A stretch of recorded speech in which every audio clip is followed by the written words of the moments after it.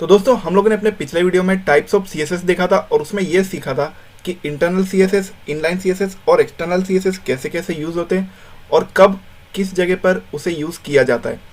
लेकिन आज के इस वीडियो में मैं आपको सिखाने वाला हूँ सिलेक्टर्स के बारे में। सिलेक्टर क्या होते हैं ये आप लोगों को बताता हूँ मैं।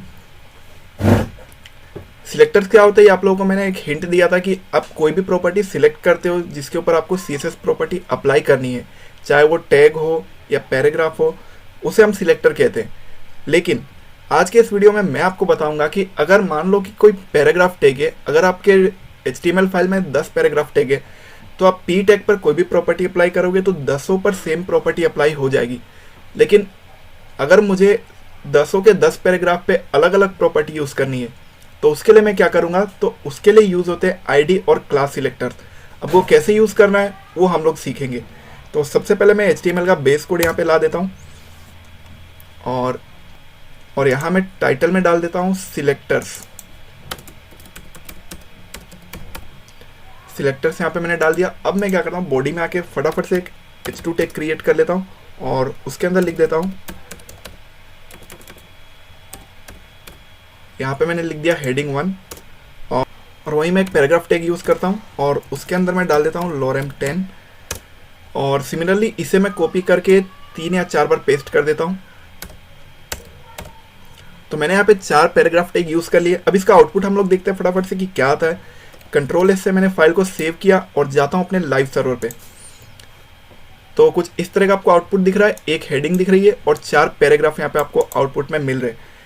अब इसके बाद हम लोग को क्या करना है, मैं यहाँ पे आपको इंटरनल CSS क्रिएट करके यूज़ करके बता रहा हूँ। आप लोग चाहो तो एक्सटर्नल भी यूज़ कर सकते हो, टोटली आपके ऊपर डिपेंड करता है।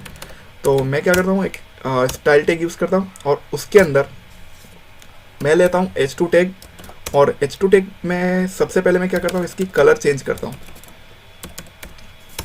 तो कलर प्रॉपर्टी में इसकी रख देता हूँ ब्लू। तो इसके आप लोग देख सकते हो हेडिंग का कलर ब्लू हो गया है और इसकी मैं क्या करता हूँ, फ़ॉन्ट साइज़ थोड़ी बढ़ा देता हूँ। तो फ़ॉन्ट साइज़ में रख देता हूँ, इसकी कितनी रखें, 35 पिक्सल रख देते हैं। तो फ़ॉन्ट साइज़ मैंने इसकी कर दी 35 पिक्सल। तो आप देख सकते हो हेडिंग थोड़ी बड़ी दिखाई दे रही है, उसके फ़ॉन्ट साइज़ इंक्रीज़ हो गई है। अब इसके बाद अब हम लोग आते हैं अपने पैराग्राफ टैग पे। तो अब हम लोग पैराग्राफ को एज ए सिलेक्टर लेते हैं और इसके अंदर कोई प्रॉपर्टी हम लोग देते हैं इसे, जैसे कि सबसे पहले तो मैं इसे कलर दे देता हूँ एक, और कलर में देता हूँ इसे कौन सा कलर दे, इसे दे देते हैं हम लोग पर्पल। तो हम लोगों ने इसकी प्रॉपर्टी में क्या किया है कि इसे कलर हम लोगों ने इसे हम लोगों ने पर्पल कलर दे दिया है। तो इसे हम लोग कंट्रोल से सेव करते हैं और जाते हैं अपने ब्राउज़र पे। तो आप लोग देख सकते हो कि जितने पैराग्राफ है सबका कलर पर्पल हो गया है। लेकिन मुझे क्या करना है कि फर्स्ट वाले का कलर पर्पल है तो सेकंड वाले का मुझे ग्रीन करना है, थर्ड वाले का मुझे कुछ और कलर रखना है। तो इसके लिए अब मैं क्या करूँगा, मैं आऊँगा अपने HTML के पेज पे। अब इसे यहाँ पे क्या करेंगे हम लोग कि मान लो कि सेकंड वाला जो पैराग्राफ है उसका कलर मुझे ग्रीन करना है। तो इसके लिए एक सिलेक्टर यूज़ होता है, क्लास और आईडी। दोनों के बीच में डिफरेंस क्या होता है वो भी मैं बताऊँगा। तो सबसे पहले हम लोग क्या करते हैं, क्लास सिलेक्टर यूज़ करते हैं। क्लास इज इक्वल टू, आप इसे कोई भी नाम दे सकते हो, जैसे कि पैराग्राफ है तो मैं इसे दे देता हूँ पैरा 1। तो ये मैंने क्लास नेम इसको दे दिया। और अब मैं क्या करूँगा, जब भी आप लोग क्लास सिलेक्टर यूज़ करो आपको डॉट लगा देना है और डॉट लगा के क्लास नेम लिखना है। तो क्लास नेम हमने क्या दिया था, पैराग्राफ को हमने दिया था पैरा 1। तो मैं यहाँ पे लिख देता हूँ पैरा 1 और उसके बाद कर्ली ब्रैकेट में मैं इसे कोई भी प्रॉपर्टी दे सकता हूँ, जैसे कि मैं इस पैराग्राफ को कलर दे देता हूँ ग्रीन और कंट्रोल से मैं सेव करता हूँ। तो आप लोग देख सकते हो कि पैराग्राफ का कलर ग्रीन हो चुका है। और उसके बाद एक आता है आईडी सिलेक्टर। आईडी हम लोग दे सकते हैं, जैसे कि मैं थर्ड पैराग्राफ को देता हूँ आईडी इज इक्वल टू, अब इसे कोई भी आईडी हम लोग दे सकते हैं। आईडी और क्लास में मेन डिफरेंस ये होता है कि आप अगर क्लास यूज़ कर रहे हो तो आप किसी भी मल्टीपल टैग को आप सेम क्लास दे सकते हो। जैसे कि मान लो ये क्लास मैंने सेकंड पैराग्राफ को दिया है, अब यही क्लास मैं चाहूँ तो कंट्रोल C से कॉपी करता हूँ और यहाँ पे मैं फोर्थ वाले टैग में यहाँ पे मैं फोर्थ वाले पैराग्राफ टैग में इसे पेस्ट कर देता हूँ। तो इससे क्या होगा कि जो सेकंड और फोर्थ वाला जो पैराग्राफ है उस पर सिमिलर प्रॉपर्टी अप्लाई होगी, यानी कि सेकंड और फोर्थ वाले पैराग्राफ में ग्रीन कलर हो जाएगा। कंट्रोल से सेव करता हूँ, जाता हूँ अपने ब्राउज़र पे। तो आप लोग देख सकते हो जो सेकंड वाला पैराग्राफ है और जो फोर्थ वाला पैराग्राफ है दोनों का कलर ग्रीन हो चुका है। तो क्लास सिलेक्टर ऐसा होता है कि आप लोग उसे मल्टीपल टैग्स में मल्टीपल टाइम यूज़ कर सकते हो, लेकिन आईडी टैग जो होता है वो यूनिक होता है। आप एक टैग के लिए एक ही आईडी बना सकते हो, आप उसे दूसरी बार यूज़ करोगे तो आपको एरर शो करेगा। एक पैराग्राफ की आईडी यूनिक रहती है। अगर आपको यूनिकली सभी टैग पे प्रॉपर्टी अप्लाई करनी है तो आप लोग आईडी यूज़ कर सकते हो।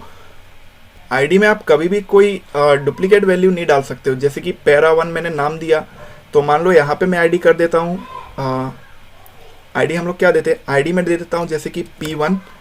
और अगर मैं दूसरे टैग में यूज़ करना चाहूँ P1 तो मैं यूज़ नहीं कर पाऊँगा, क्योंकि आईडी मतलब ही यही होता है कि आईडी यानी उसकी यूनिक आइडेंटिटी होती है, आप लोग उसे दोबारा यूज़ नहीं कर सकते हो।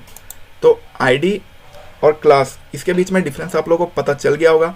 तो अब मैं क्या करता हूँ कि मैंने आईडी प्रॉपर्टी दी है थर्ड पैराग्राफ को, तो आईडी हम लोग जब भी डिक्लेयर करेंगे एज अ सिलेक्टर, तो उसके साथ आप लोगों को हमेशा हैश यूज़ करना है। तो मैंने यहाँ पे हैश यूज़ किया है और उसके बाद मैं लिखता हूँ आईडी नेम। तो आईडी का नेम क्या है हमारा P1। तो P1 के बाद मैंने कर्ली ब्रैकेट यूज़ किया। अब इसे हम लोग कोई भी प्रॉपर्टी दे सकते हैं। तो थर्ड वाले पैराग्राफ को मैं क्या करता हूँ कि उसकी फ़ॉन्ट साइज़ इंक्रीज़ कर देते हैं। तो मैं उसकी फ़ॉन्ट साइज़ कितनी कर दूँ, मैं उसकी फ़ॉन्ट साइज़ कर देता हूँ 25 पिक्सल। तो कंट्रोल से सेव किया मैंने और जाते हैं अपने ब्राउज़र पे। तो आप लोग देख सकते हो जो थर्ड वाला पैराग्राफ है उसकी साइज़ इंक्रीज़ हो गई है 25 पिक्सल। हम लोगों ने 25 पिक्सल उसकी फ़ॉन्ट साइज़ रखी, तो उसकी फ़ॉन्ट साइज़ इंक्रीज़ हो गई है। तो कुछ इस तरह काम करता है हमारा क्लास और आईडी सिलेक्टर। तो आई होप कि आप लोगों को क्लास और आईडी सिलेक्टर समझ में आया होगा।